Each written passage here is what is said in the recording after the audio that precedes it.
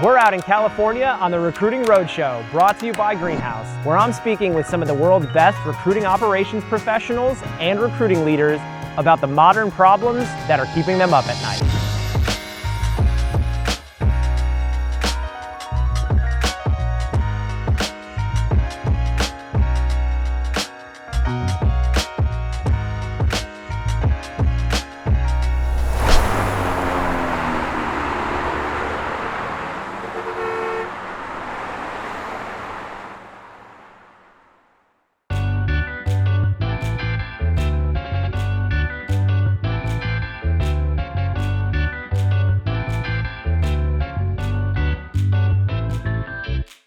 I'm out in LA, about to sit down with Jessica Sims-Gousse. Jessica is one of those TA ops leaders who has a unique personality and a cool background in media herself. I love Jessica's approach to recruiting with creativity and balancing the art and science. And in this conversation, we dive deep on some of the problems that are keeping recruiters up at night.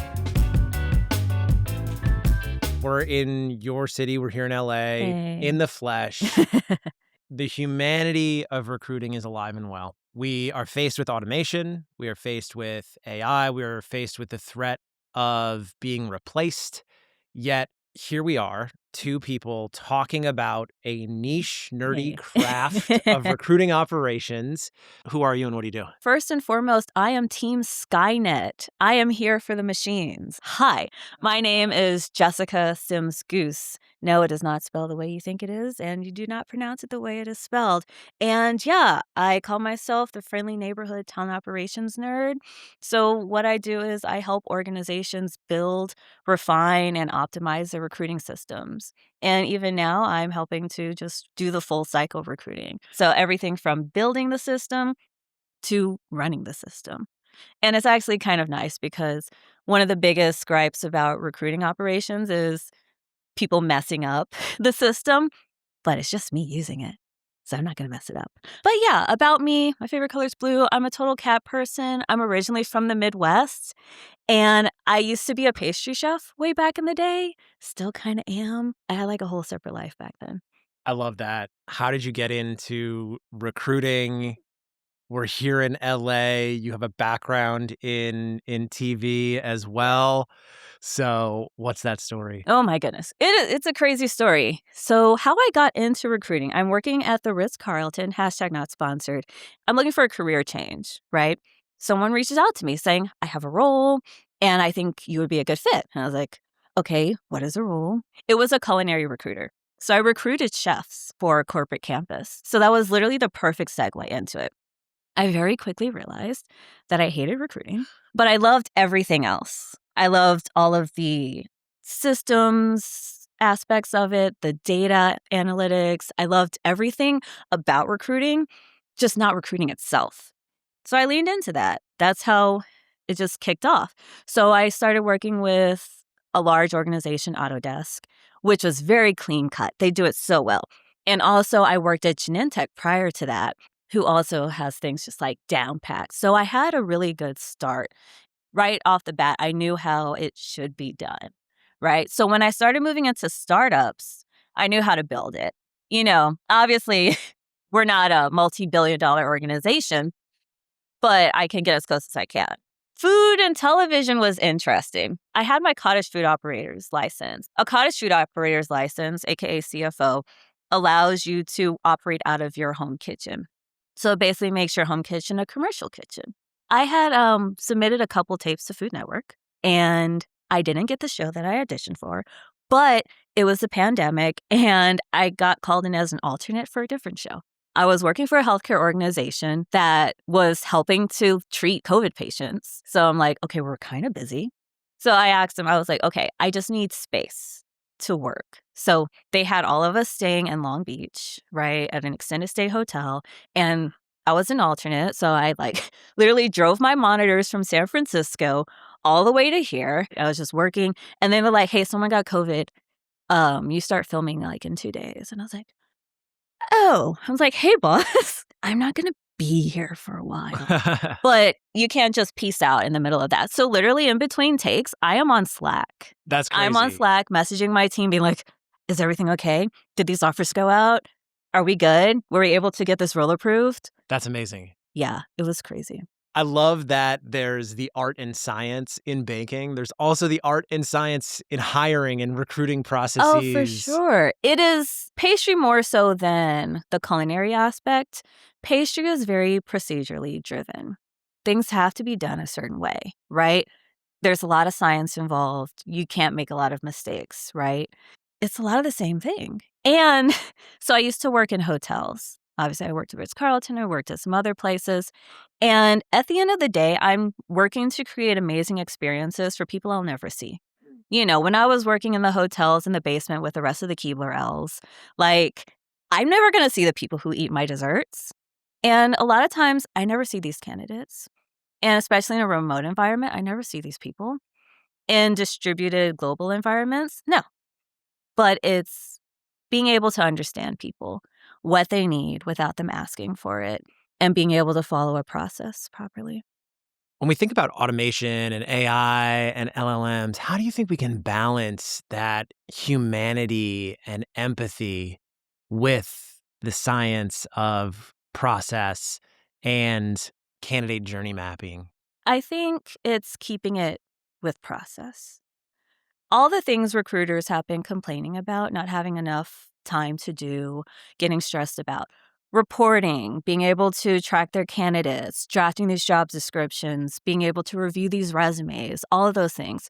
That's what AI can help us with, the stuff that we already want help with. For decades, I've been hearing recruiters just complain over and over and over about not being able to reach out to every single candidate, right? AI allows you to do that. AI allows you to track your data, allows you to hone in on your metrics, allows you to actually be able to reach every single candidate, right? And I think that's a good place for it to start and maybe just stay for a while. The humanity aspect is what happens after that, the recruiter screen, and maybe even screening resumes, which AI resume screeners I have a love-hate relationship with. So that's a whole nother ballgame we can get into. But honestly, the process stuff, the admin work, the stuff nobody wants to do. Nobody wants to enter their sourcing numbers. Nobody wants to sort through a million resumes knowing that half of them are trash. Just have half of them just automatically be weeded out with some knockout questions, right? Those are the things that I think automation and AI are really good at. Also, if I'm interviewing like 20 candidates for 45 minutes each, I don't want to go through those notes. The AI dictators and the AI note takers are so good nowadays. And they're not biased, they're very clean. And I think that is probably the biggest game changer. And that's what I really think we should keep.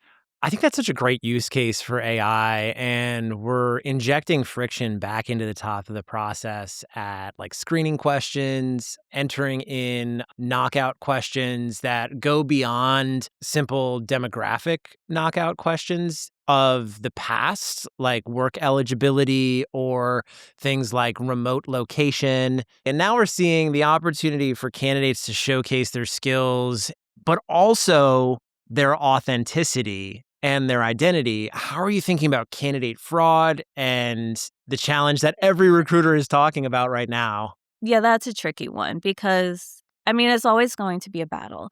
And now that there's a market for it, and I'm not saying people are paying folks to like create fraudulent, applications. I'm just saying there's like a lot of people who want to do it. It's a fight. And it's just like hacking, right? You put something in place to stop the hackers, somebody finds a way to bypass it. It's going to always be an ongoing battle. And in the remote world, it gets even harder because I've seen AI technology now where you can talk to a person face to face on Zoom and they're interacting with you and you think they're a real person. And no, they are not, right? And it's only going to get better, worse, depending on how you look at it.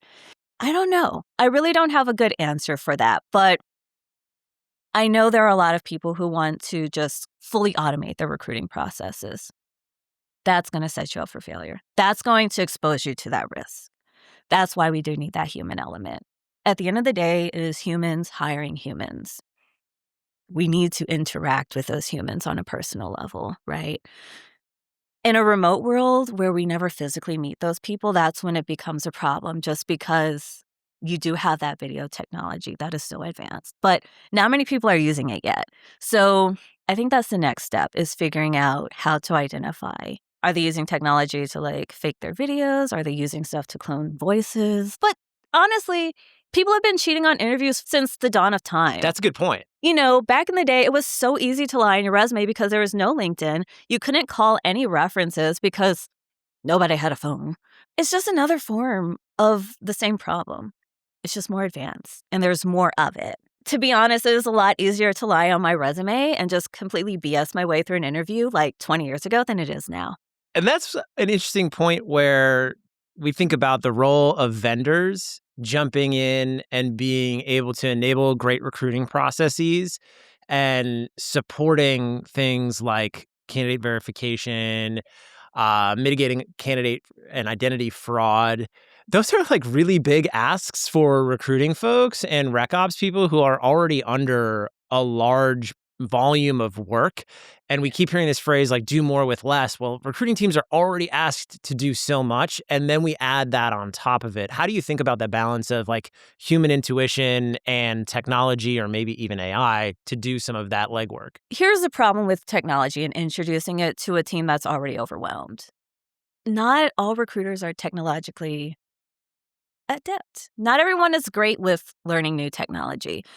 It can be very stressful for a lot of people. And when you're already inundated, introducing anything, even if it's going to make your life easier, can just kind of be the last straw for a lot of people. So it's really hard to introduce new technology when you're already at your breaking point. I don't know. It's a hard one. So you really need to find a gentle human approach to it. And you can't, like, I see a lot of folks saying, we're going to automate everything. We're going to add all these new technologies. Like, we only have one ATS, but now we're going to add this and this and this. And yeah, they're going to make your life easier, but you're not going to be able to tell. And while they're implementing that, it's going to make your life hell. So we really need to take a step back, not over-automate the process, but also remember at the end of the day, it's humans who have to use this technology, and we can't stress them out. The change management aspect of this is so crucial because I've seen companies that are fully manual, and they are smooth as silk. They're so efficient. And I've seen organizations that have all types of automation, all types of systems, and it takes hours to do something simple just because there are so many buttons to click. So whenever you implement new technology, you need to make sure that it flows with the way a human works. When you're clicking from this window to this window, you need to go through it yourself. Every time I implement something, every time I build out a process, I rehearse it and I time myself. I make sure that the number of clicks is actually less. The time it takes is less, right? And that it flows properly. Just because, once again, it is technology, but it's still technology designed for humans hiring humans. When you step into a new organization and you build a recruiting process from scratch, what's the first thing you do? First thing I do is I take a look at the ATS, if there is one. Yes, so I need to see what's there, what isn't there, and that told me a lot, right? If we have a lot of job postings that should not be open, that are just dummy job postings that are written incorrectly, that tells me a lot. That tells me that there's no approval process, it's not standardized, or people just don't use it. Every hire, since we've gotten this ATS, are they in there? No, they never are. Are there any features that we're not using? Is it connected to LinkedIn? I've seen that happen, right? There was one organization I went into, and I saw LinkedIn Recruiter wasn't connected. They all had LinkedIn accounts. And I said, oh, did you know you could export candidates from LinkedIn into your ATS? Blew their minds. So looking at the ATS is a really good starting point because how they're using it can kind of tell you how the recruiting process is going. After that, I just talk to people. I'm like, so how's it going? What stresses you out today? What's the process, right? So I listen to people just talk. After talking to so many people, knowing the processes and just being emotionally intelligent, you kind of pick up on where people are stressing. And at the end of the day, my role is to make their jobs less stressful. The candidate, the hiring manager, the recruiter, the onboarding partners, you do not want IT to hate you. I love the core being empathy. Like empathy solves everything. It's so important because A great idea executed poorly can seem like a bad one. You can give someone a gift, and if they're in a bad mood, it can seem like something bad. How people feel and how people are and how people react to things, it can change everything. When I think about the role of RecOps teams and building great processes from scratch, it involves a lot of stakeholder management and being able to understand what story needs to be told to whom.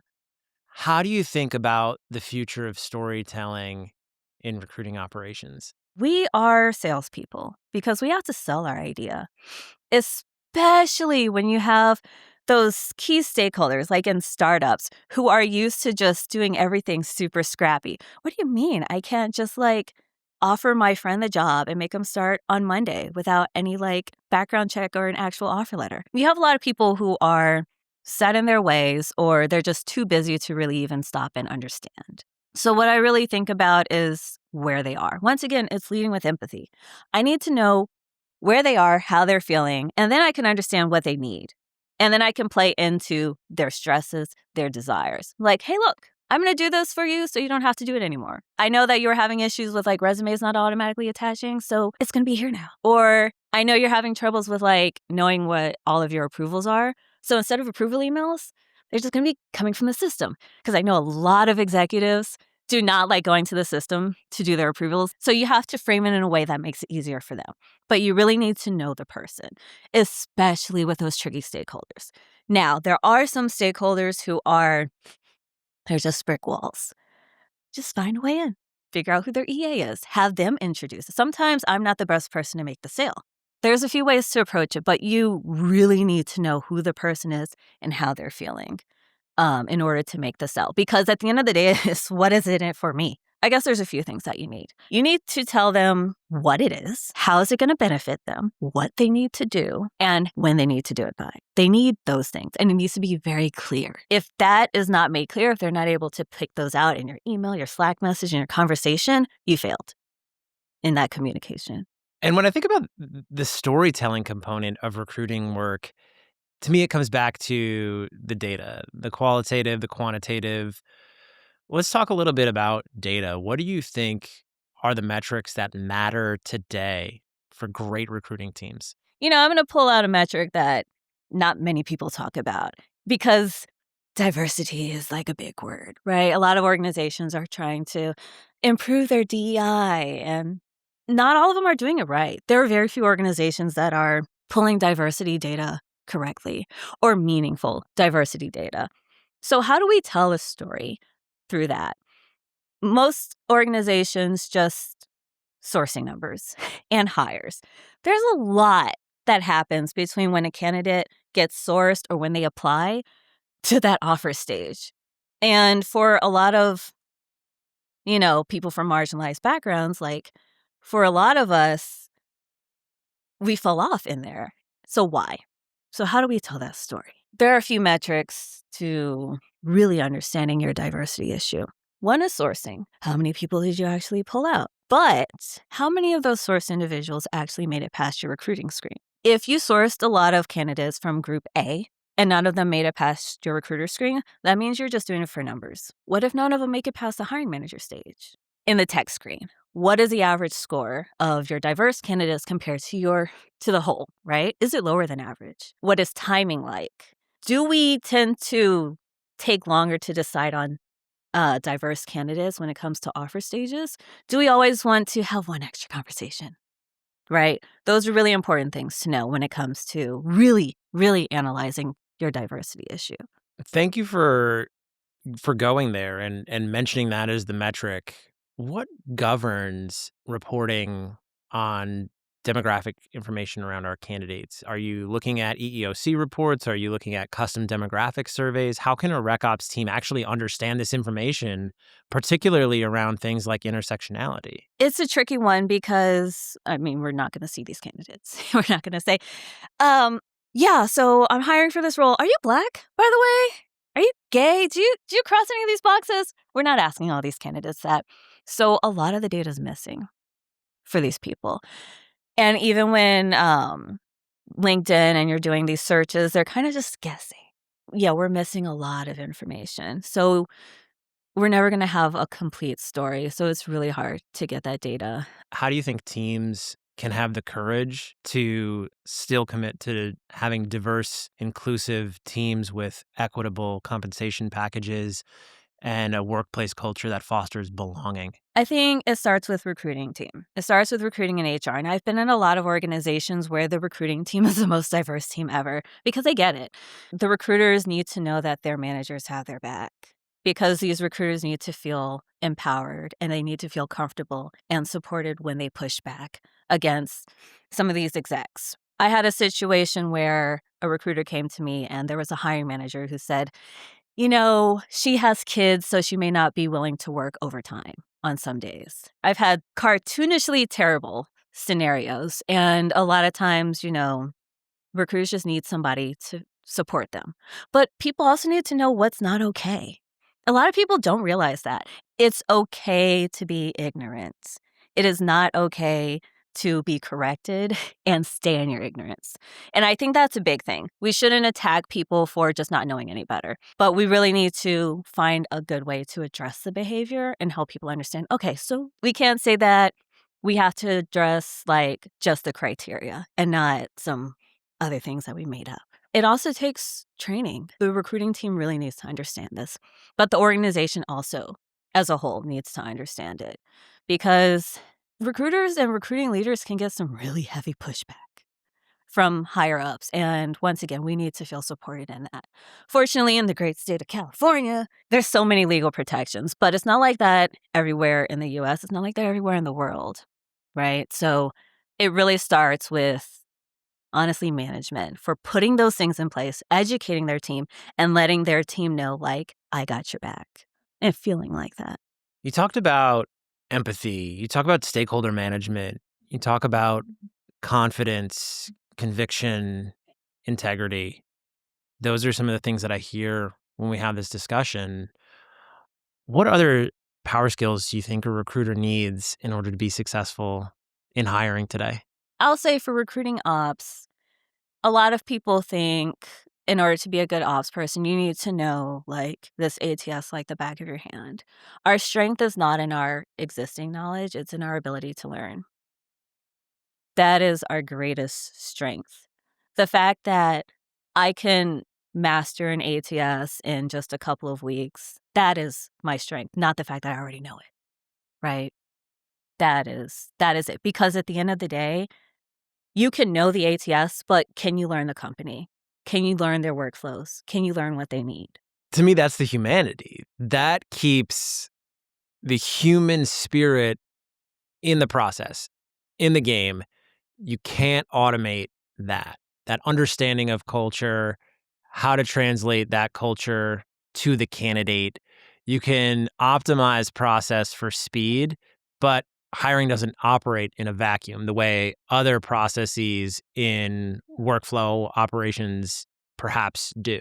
And that's another thing, because I have a huge gripe with these AI resume screeners right now. Right now, we have AI that is mimicking human behavior to the best of its ability. When it comes to these AI resume screeners, there's a lot of people who have problems with them. They're like, I have this skill set, but because I didn't use this exact word, I used Workday instead of HRIS experience. I got rejected. But a lot of people don't realize that that's how a lot of recruiters are. AI is mimicking human behavior. And one of the important parts is making sure that our behavior is informing AI properly. What we've seen with a lot of AI is it mimics our biases. And we need to be really careful what it's learning. There's an augmented writing platform called Textio. Textio actually has a way to make job descriptions more appealing for certain demographics and different races. And they turned it off because people use it for evil. It's understanding that bias exists and knowing that AI is learning from our bias. AI is learning from human behavior, and it's trying to mimic us the best of its abilities, and we really need to check it. We can't just blindly use AI resume screeners because it's literally doing the same thing and making the same mistakes that recruiters have been making by not taking the extra step. When you think about systems and building them as they scale, what do you think breaks first? With an ATS, it's sourcing. It's the sources. With an ATS, it's the source tracking. That always breaks first. What's going to happen is you make 1,000 hires over the course of whatever amount of time. You have no idea what your ROI was. You don't know where all of your great hires came from because you weren't tracking them because you didn't have the time. You can't source your inactive pipeline because you didn't maintain the data on them. The data integrity breaks first. We didn't move them through the pipeline properly. We moved them backwards. Not every offer letter is in the system.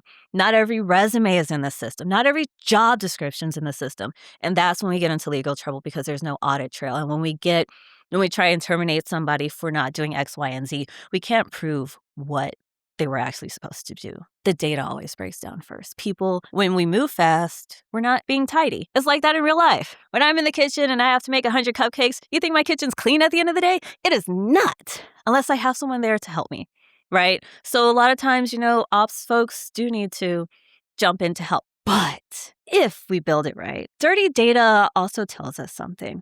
Why is it easier to not do it the data clean way than to do it the right way, right? Is it an extra step? Does it not make sense in their workflow? A lot of times as ops folks, we see a recruiter who's not doing their data properly. And we're like, you need to do it right. Instead, we should be asking ourselves, why is it easier for them to do it wrong? How can we make it easier to do it right than wrong? It needs to flow. It needs to make sense. Like I said, empathy. You can just put that as the title of my segment. Empathy in the process. It's always funny because I listen to a lot of jam music.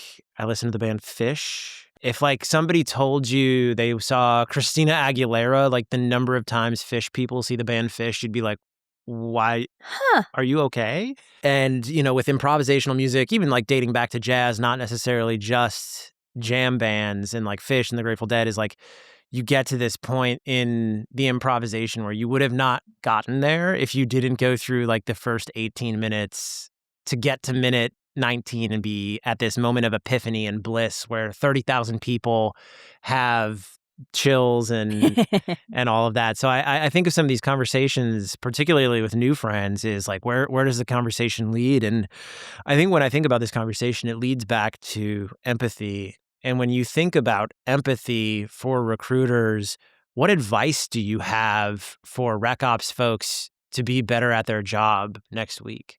I would say when you're building your process, think about somebody having the worst day of their career because they could be stressed out, but they still need to do what you need them to do. It is our jobs to make sure it gets done. We can't just say, oh, well, I know you're having a terrible day, but you need to suck it up and make it happen. We can't do that. Think about that person. They're stressed. Their ability to process information is severely diminished. If you write all of your documentation, all of your processes for someone in that mindset, you will go very far. It'll be seamless. That is your target audience, is a person having the worst day of their career. When all of this is said and done, why will recruiting have been enough for you? Funny enough, there was one person I gave an offer to. He didn't think he was going to get the job. And he was actually asking so much lower than what we were offering. So I took a chance on him because I was like, I see potential in this person. They haven't done the job for 5 years or whatever, but I could tell they could do the job. And I called them and I was like, hey, you got the job and it's actually $10 an hour over what you're asking. That reaction, priceless, makes it all worth it. You're changing lives. A job means a lot. It can completely change your life. Being able to do that and enable people to do that, it's everything. It's everything. From an operations perspective, you get to be the reason someone likes their job. You get to be the reason somebody gets to go home earlier. You get to be the reason a candidate gets called back faster. You get to be the reason this complicated and stressful process that is hiring, being a candidate, being understaffed doesn't suck as much, I take pride in that. One of the things that plagues the recruiting ops community is that we rarely report to people who do what we do. Most of the times we're going to report to a person who has never held our job before, doesn't know what it means to be successful in our role. And I think if you are hiring for a role, if you are a hiring manager for a role, you really need to consult someone who has done that role, because you're not going to know what it means to be successful. You can assume, you can think you know what it means, but unless you've actually done it, you're not going to know what that special sauce is. Once again, as an ops person, teaching a person communication skills is a lot harder than teaching somebody an ATS. Take more time to think about those roles that you don't have experience in, and especially when it comes to us ops folks, because we get hurt by that a lot. Well, Jessica, thank you so much for sitting down and sharing your passion and your energy with me tonight. Yeah, of course. Good time. Beautiful view. Oh my God. Yeah. Here's a look at the next episode of the Recruiting Roadshow, brought to you by Greenhouse. We're out in LA, and I'm about to sit down with Nicole Sabella. Nicole is the SVP of Talent and Engagement at Lincoln Property Company. In this conversation, we talk about the problems that are keeping recruiters up at night and her mentorship philosophy for developing the next generation of recruiters. I think the biggest challenge in recruitment is volume. You don't want to miss anyone. You don't want someone to feel like they weren't given an opportunity or given a look. Hiring is often balancing that variance plus risk. Step outside the box, getting outside of your comfort zone. Be a hand raiser. I think that helps you understand the business. The root of great recruiting is empathy. Being able to preserve that human experience, doing what we do best, which is connecting. Why do you think optimism is vital to recruiting today? I want people that are as excited about me as I am about them, right? Like you're kind of tying their passion into what you're looking for. So I think optimism drives you forward